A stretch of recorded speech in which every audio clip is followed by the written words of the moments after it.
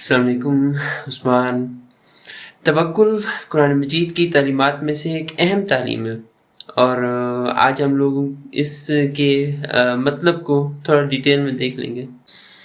मुख्तार सियाह अज़-राज़ी में है कि तवक्कुल से मुराद है कि अपनी कमज़ोरी का इज़हार करना और किसी गैर पर एतमाद करना, और इत्तकला किसी शख्स पर अपने मामले में उस वक़्त कहा जाता है कि जबकि उस पर एतमाद किया जाए। किसी पर एतमाद से रिलेटेड बात हो रही है तवक्कुल में, तो तवक्कुल अलल्लाह भी यही है कि अल्लाह पर तवक्कुल करना, और यही बात किशाफ इस्तिलाहात अल-फ़नून वल उलूम हज़रत तहानवी में है कि अल्लाह पर भरोसा करना, हर चीज़ अल्लाह के हवाले कर देना। अब यहाँ पे दो बातें हुई हैं, एक ये कि अल्लाह पे भरोसा करना और दूसरी ये कि अल्लाह के हवाले हर चीज़ कर देना। अल्लाह पे भरोसा कहाँ तक करना है, किस किस मामले में करना है, तो इसके बारे में अगर हम लिसानुल अरब अज़ इब्न मंजूर देखें तो उसमें है कि अल्लाह पर तवक्कुल करने वाला वो है जो ये जानता हो कि अल्लाह ही उसके रिज़्क़ और उसके तमाम मामलात का ज़ामिन है, लिहाजा वो सिर्फ़ उसी पर भरोसा करता है। और दूसरा ये कि हर चीज़ को अल्लाह ताला के हवाले कर देना।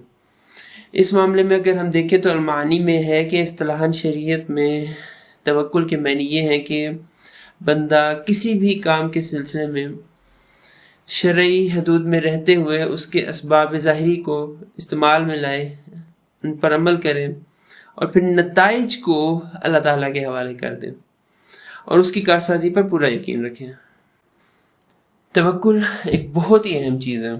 आप लोग देखें सूरह अल-माइदा 5 आयत नंबर 23 इसमें है कि वअलल्लाहि फतवक्कलू इन कुंतुम मोमिनीन। तफसीर सादी में है कि इस आयत से ज़ाहिर होता है कि तवक्कुल वाजिब है, और ये कि हर बंदे का तवक्कुल उसके ईमान के मुताबिक होता है।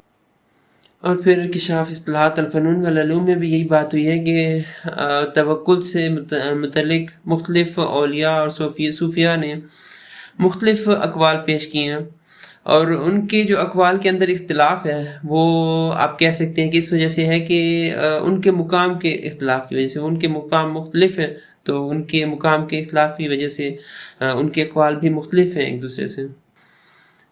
कुछ ने कहा है कि तवक्कुल अल्लाह पर भरोसा करना है, यानी ये यकीन रखना कि जो कुछ तुम्हारे लिए मुक़द्दर है वो तुम्हें मिल कर रहेगा, चाहे सारी दुनिया तुम्हारे ख़िलाफ़ हो जाए, और जो कुछ तुम्हारे लिए मुक़द्दर नहीं वो तुम्हें नहीं मिलना, चाहे उसके लिए तुम जितनी जतन और जितनी मेहनत कर लो। और मुझे ऐसा लगता है कि ये one of the finest definitions है तवक्कुल की, क्योंकि अगर कुरान मजीद आप लोग देखते हैं इसमें सूरह आल इमरान 3 आयत नंबर 116 में है कि अल्लाह ताला ने फरमाया, उसका मफ़हूम है कि और अगर अल्लाह तुम्हारी मदद पर हो तो कोई ताकत तुम पर गालिब आने वाली नहीं, और अगर वो तुम्हें छोड़ दे तो उसके बाद कौन है जो तुम्हारी मदद कर सकता हो। बस जो सच्चे मोमिन हैं वो अल्लाह ताला ही पर भरोसा रखते हैं। इसके अलावा किशाफ इस्तिलाहात अल-फ़नून वल उलूम हज़रत तहानवी में है कि कुछ ने कहा है कि तवक्कुल ये है कि तुम्हारे नज़दीक ज़्यादा और कम, मौजूद और गायब सब बराबर हो जाए। फिर कुछ ने कहा है कि तवक्कुल अल्लाह ताला के सामने सर तस्लीम खम कर देना है, जहाँ वो चाहे ले जाए। फिर कुछ ने कहा है कि तवक्कुल ये है कि अल्लाह ताला के सिवा किसी से ना डरो और उसके सिवा किसी से उम्मीद ना रखो। तवक्कुल करने वाला वो है जो अल्लाह ताला के फ़ैसलों पर कामिल यकीन रखता है, फिर चाहे जहाँ अल्लाह ताला ले जाए वो उसके फ़ैसलों को मानता है, राज़ी हो जाता है, शिकायत नहीं करता। यानी यूँ कह सकते हैं कि ज़ाहिर व बातिन से अल्लाह ताला के किए हुए तमाम मामलात पर तस्लीम कर लेता है। किशाफ इस्तिलाहात अल-फ़नून वल उलूम हज़रत तहानवी में है कि असबाब के रिलेटेड जब बात हो रही है तो उन्होंने बताया है कि असबाब मुख्तलिफ़ किस्मों के हो सकते हैं। उसमें से कुछ असबाब हैं ज़रर यानी नुकसान को दूर करने वाले असबाब, और इसकी 3 किस्में हैं हो सकती हैं। उसमें से कतई हैं जिनका छोड़ना जो बहुत ज़्यादा ज़रूरी है, आप लोग समझ सकते हैं। कतई जैसे कि प्यास लगे तो पानी पीना वो बहुत ज़्यादा ज़रूरी है, और इनका इस्तेमाल तवक्कुल के ख़िलाफ़ नहीं है, तवक्कुल के अंदर ही आता है। बल्कि यूँ कह सकते हैं कि कुछ मामलात में जिनमें जान जाने का ख़दशा हो उनमें इनका छोड़ना हराम है। اور پھر کچھ اسباب آپ لوگ کہہ سکتے ہیں ظنی ہیں، یعنی جیسے جو دواؤں کا استعمال ہے وہ بھی توکل کے خلاف نہیں ہے، بیماری وغیرہ کے لیے دواؤں کا استعمال کیا جائے گا، وہ اسباب استعمال کیے جائیں گے۔ اور کچھ وہمی ہیں جیسے جھاڑ پھونک کرانا، دم کرانا جو بابوں وغیرہ کے پاس جا کے، تو ان کا استعمال توکل کے خلاف ہے۔ اللہ تعالیٰ پہ یقین رکھنا ضروری ہے۔ یہ جو جھاڑ پھونک کرنے والے ہیں، جو باب مشہور ہو جاتے ہیں، تو ایسے کام کرانا وہ توکل کے خلاف آپ لوگ سمجھ سکتے ہیں۔